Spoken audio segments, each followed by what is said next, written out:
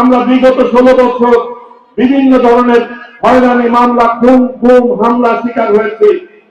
এ কথা যেমন সত্য, তেমন বিএনপি চেয়ারম্যান জনাব তারেক রহমান ইতিমধ্যে ঘোষণা করেছেন বিএনপি প্রতিহিংসার রাজনীতিতে বিশ্বাস করে না। আমরা নির্যাতিত হয়েছি বলে এদেশের নির্যাতন চলমান থাকবে সেই বিশ্বাস বিএনপি করে না। যে কারণে আমরা ইতিমধ্যে আমার অবস্থান আমি প্রত্যেক জায়গায় প্রত্যেক বক্তব্যে বলেছি যে রাজনৈতিক পরিচয়ের কারণে, রাজনৈতিক হয়রানির কারণে, রাজনৈতিক পরিচয়ের কারণে কোন এলাকায় কোন জায়গায় অহেতুক কোন রাজনৈতিক হয়রানি যেমন করা যাবে না, তেমন কোন প্রশাসনিক হয়রানিও আমরা করতে চাই না।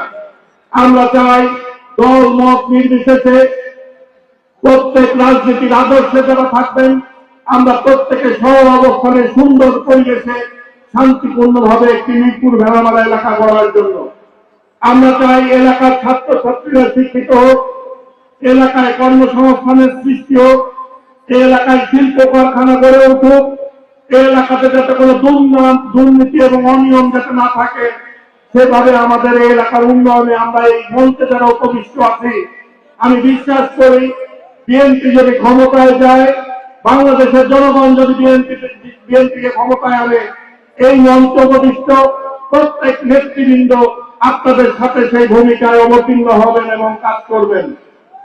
আমি বিশ্বাস করি যদি বিএনপি ক্ষমতায় যেতে পারে তাহলে আমরা যেমন একটি সুন্দর এলাকা গড়ে তুলতে চাই, আমরা যেমন মাদক মুক্ত, সন্ত্রাস মুক্ত, নারী নির্যাতন মুক্ত, বাল্য বিবাহ মুক্ত, যৌতুক প্রথা মুক্ত একটি এলাকা যেমন গড়তে চাই, তেমনি আমাদেরকে মনে রাখতে হবে বিএনপির সময় এখন একটি কঠিন সময় যাচ্ছে।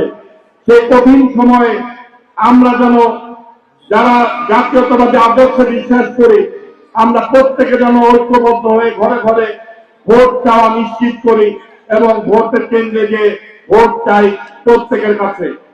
আপনাদের কাছে আমার অনুরোধ, আমি প্রার্থী হিসাবে আপনাদের শুধু বলে যেতে চাই আপনারা আগামী 3 দিন ধানের শীষের পক্ষে কাজ করবেন, ধানের শীষকে সামনে আনবেন, মার্কার কথা চিন্তা করবেন, দেশ নেত্রী এবং খালেদা জিয়ার কথা চিন্তা করবেন, দেশ নায়ক তারেক রহমানের কথা চিন্তা করবেন, শহীদ রাষ্ট্রপতি জিয়াউর রহমানের কথা চিন্তা করবেন।